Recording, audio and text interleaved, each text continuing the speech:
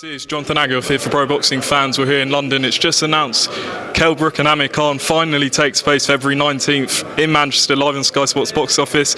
With me is trainer Dominic Ingle. Dom, it's finally over the line. How are you feeling? Yeah, I'm feeling good about it. It's finally here after all these years. Like I said in the press conference, I can remember when this fight was touted for years and years ago when they were both signed with Frank Warren. It never materialised, and it seems like they've both been, Kell's been chasing that fight ever since, and now we're finally here, February 2022, and it's all ready to go. Kell's been actually expecting this fight was in December. He's been training since the summer, so he's already in a good place, and we're just going to build on that, and it's probably worked out better that we've got to February because it's just giving him more time.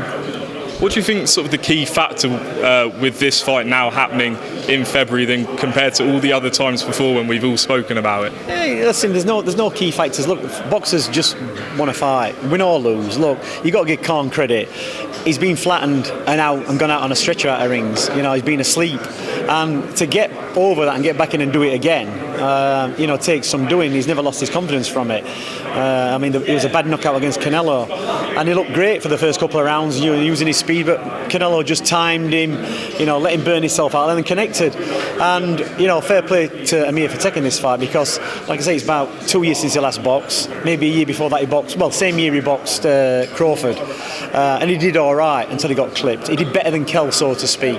But he probably prepared properly for that fight. I don't think Kell was in the best place really for that fight. I think with COVID, the trainer that he had, just going on his own instinct, I think he got it wrong. I don't think anybody telling him where he was going wrong. And he looked great for the first 2 or 3 rounds, and then Crawford switched it up, and really Kell had no answer for that, and really got caught by surprise. So obviously we're going to adjust to that. We've been in the gym. He's training well. He's looking good, and it's just a case of peaking now for this fight. Going back to the Crawford fight, people were surprised that you weren't in the corner that night. What's it like now having Kell back in the gym? You've known him years and years and years. Is anything changed over the years? Well, before he had that fight, he was training with me. He was there. He was in the gym for about 8 weeks before going to America. But I got committed. I was committed to other things. I couldn't go to America, especially with the COVID. I got a gym tour and I got the fighters, and I advised him to stay in England and train instead of going on training camps abroad, and then go over to America. Just before the fight, and he didn't want to do that. It's not an issue. That's his choice. He's a man paying the money. So we're never going to fall out because we've been working together for such a long time. We've had some great nights. We won the world title together, defended it.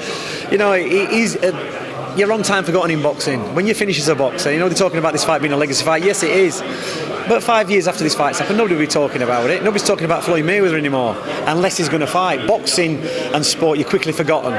I think it's more of a personal thing for each fighter where they want to, put it to bed and say, I beat him. Khan's always been talking about this time when he schooled Kell as a kid and all this nonsense. And I think it really winds Kell up. But Kell's going to set the record straight once and for all on February the 19th. Stylistically, away from that, actually, in the press conference, Amir said things like, he's taking levels below to fight Kell Brook. What do you make of those comments? Well, not really, because what's happened is Khan in his career, he won the world title fight. You look at the fights, so he won Kotelnik, the fights that he's had. And realistically, when he's come against the big names, Canelo, he got banged out. He boxed, all the kids he boxed at 10 stone when they were getting beat. You see, Kell's boxed Golovkin, moved up to middleweight, a very, very good fighter who beat Canelo, and he finished on his feet. It was an injury. His face was cracked, his orbital plate, his orbital bone was cracked. He finished on his feet. He boxed Errol Spence. In my opinion, he was beating Errol Spence. Same injury again, but on the other side of his face. So he's been in with the best guys and finished on his feet. Errol Spence. I think Errol Spence would make short work of Amir Khan. But the fight where Kell didn't do well was Crawford, and I purely think down to game plan. He wasn't with me. A trainer who's been with him since a kid, 20 odd years. You know how these fighters can get through camps. You know what you've got to do. He analysed the fight of the fighting. I think he could have given a much better account of himself with Crawford.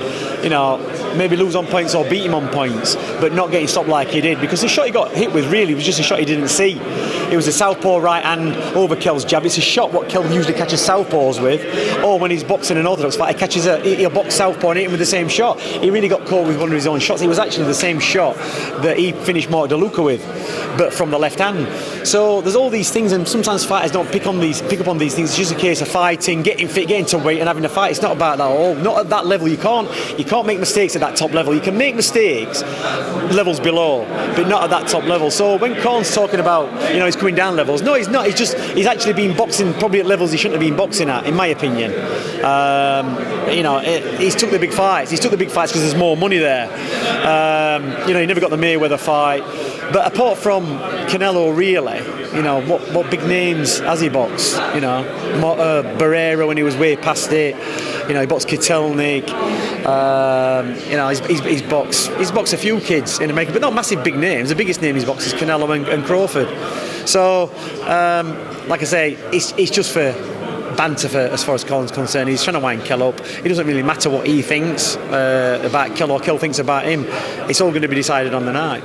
You said in the press conference you feel Amir's resistance has, petered out over the years. How do you see this fight stylistically playing out? Because people could argue Kell's past his best. You have to look at the fight when he boxed Marcus Medina. He did very well. Marcus Medina was an animal. He actually got better after the Khan fight because he gave Mayweather decent fights, and he managed to survive that fight. He dropped him with a body shot at Khan, but he came on strong Medina in the latter half of the fight, and Khan managed to keep out of the way, and that's really what saved him. His boxing ability, keeping out of the way, not having a cast iron chin. And it's always been the same with Amir. He's always had a weak chin. It's just one of those things, and maybe that's why he's such a good boxer, to keep out of the way so he doesn't get hit, and that'll be his thing. He's going to have to keep out of the way of Kell. But Kell's very good at connecting. He's very good at hitting the target. He's still got power now. It's the last thing you lose as a fighter. Your reflex might go, your fitness might go, but your punch never really goes, and Kell's still banging very, very hard. It's not something we're going to be relying on for the fight as the plan, just to hit him with a shot and knock him out. No, he's going to have to fight his way in. He's talking about a car park scrap. I think that's just more for the cameras than anything else. It's going to be a tactical fight. It's going to be a very tactical fight, and I think for the first 4 or 5 rounds it's going to be a bit cagey until it starts to warm up. But I don't think it's going to go to the distance, and I think Kell's going to stop him. As a trainer, how does it compare going up against Amir Khan to the big nights you've had with Spence and Golovkin? Because for some people this is a lot bigger because it's a domestic. Yeah, it's a big fight on paper. It's a big fight for the crowds. But Golovkin was a big step up for Kell Brook. People saying he's welterweight, he's gone up to middleweight. It takes some balls to do that, and he gave a good account of himself. People were saying, it was always going to be that decision, but not really. I was always confident that Kell could give him a good fight. He had Golovkin swinging at times, and even at the point of stoppage, the shots weren't hitting Kell full on. It was more for me knowing the injury that Kell had got, and he was only going to take one shot from Golovkin really to finish it, and it was probably only going to be a matter of time with limited vision. So you have to make a smart move. You have to be smart. I pulled him out, but he gave a good account of himself. He had him lifted off his feet, hit him with some big shots, and you could see afterwards Golovkin was thinking, I'm glad that's over. He probably wasn't expecting that from Kell Brook, because Kell can punch tremendously hard. I don't think Khan had lasted even 2 or 3 rounds with Golovkin.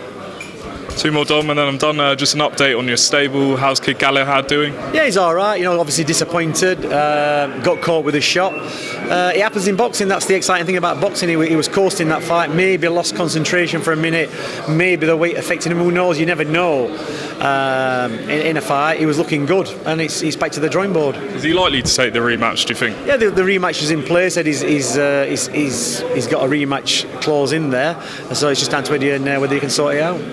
And just finally, Dom, there's news sort of last week or the week before, Canelo Alvarez moving up to cruiserweight to take on Ilunga Makabu. What do you make of that move? It's a good move. I mean, he's very clever. He's only doing what Mayweather did, picks his opponents and picks his way through, and he can do that. He's a money draw. Makabu's good, he's big, but I think Canelo, he's a smart boxer. He's doing everything, isn't he? Makabu's probably past his sell-by date. So, good fight, and fair play to Canelo is keeping boxing interesting. Dominic Ingle, appreciate your time and look forward to February 19th. Big blockbuster clash. Yeah, looking forward to it.